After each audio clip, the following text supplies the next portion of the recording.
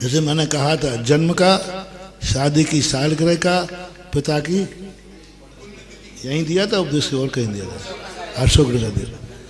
ये खुशी के दिन है तुम्हारे, खुशी के दिन, जितनी जितनी तुम्हारी खुशी बढ़े, जब जब तुम्हारी खुशी बढ़े, तुम उतने उतने धर्म के पार निकट जाओ, जन्म जन्म तक कभी तुम्हारी आंख में आंसू नहीं आएगा।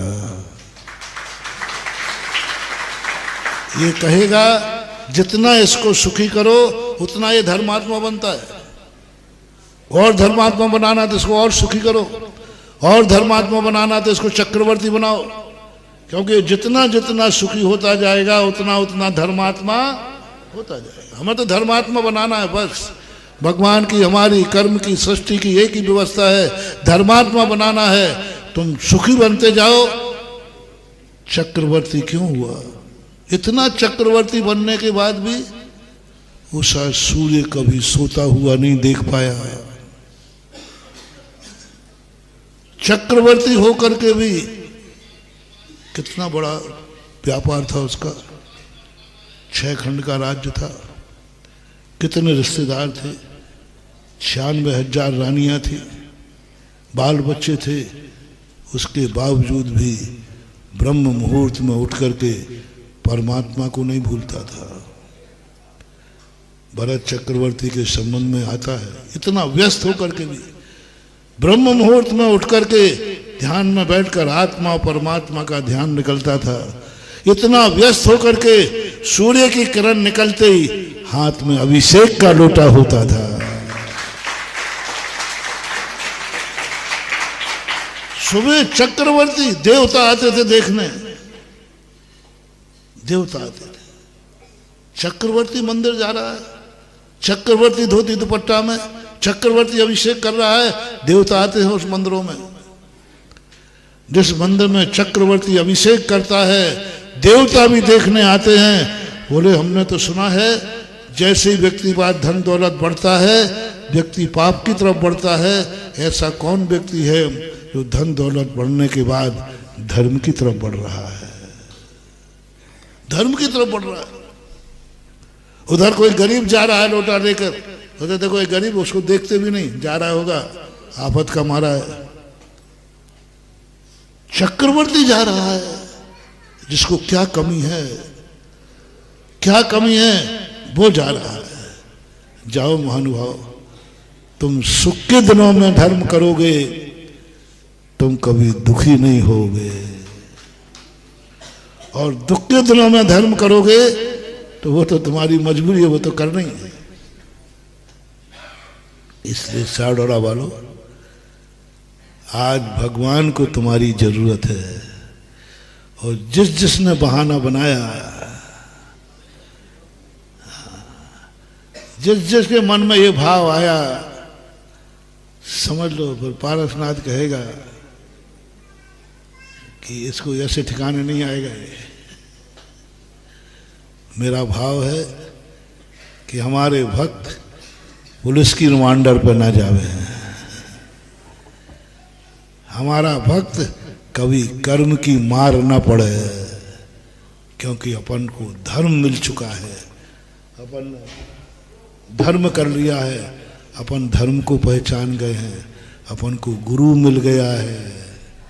क्या मिल गया? अपन को शास्त्र मिल गए हैं। क्या मिला? अपन को भगवान मिल गए हैं। क्या मिला? अपन को उच्च कुल मिल गया है। क्या मिला? अपन को उच्च जाति मिल गई है। अपन को सब कुछ मिला, दिमाग भी मिला, आंखें भी मिली, कान भी, सब कुछ तो मिल गया है। इतना सब कुछ मिलने के बाद अपन कर्म की रिमांड पे नहीं जाएंगे, अपन तो ऐसे करेंगे कभी अदालत में जाना ही नहीं पड़ेगा। अपन को बस हर व्यक्ति को साड़ोरा के एक ही बात सोचना है, हे प्रभु 1300 साल से तूने दिया ही दिया है। हमारे आचार्य महाराज ने कहा था ना, अब बड़े बाबा के दरबार में बटेगा, एक भजन है कोई है, बटेगा ऐसा कुछ।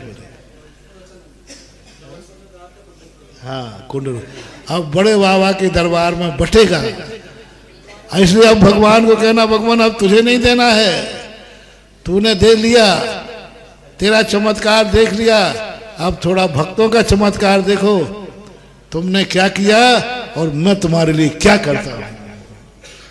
और अंत में वो वरदान तुम्हें दिलाना है जो भगवान भी कहें इनके लिए मैंने 1300 साल में इतना नहीं किया जो इन लोगों ने 5 साल में ही करके दिखा दिया।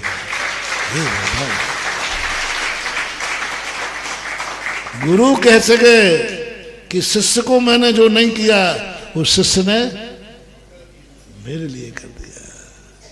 मैं क्या करता, मैं क्या कर सकता हूं जो मेरे लिए किया है। और ये जो वरदान मिलते हैं उन्हीं सब वरदानों के लिए ये सारे उपक्रम हैं। आज भगवान का महामस्तकाभिषेक है। सब साड़ोरा के हर व्यक्ति को भगवान से यही शपथ लेना है अभिषेक करते हुए कि भगवान अब मेरी बारी है,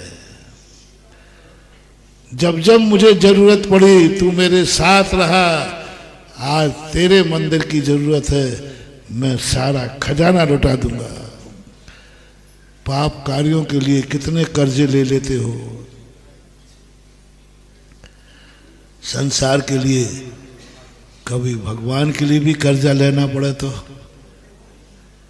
कर्जा लेके करूंगा, लेकिन करूंगा, आज मेरी बारी है, आज मेरी बारी है, कर्जा लेना पड़े तो करूंगा, परेशानी उठाना पड़ेगी तो उठाऊंगा, मकान नहीं बनेगा तो नहीं बनेगा, बेटी बिटिया कुंवारी रहेगी तो रहेगा, लेकिन करूंगा।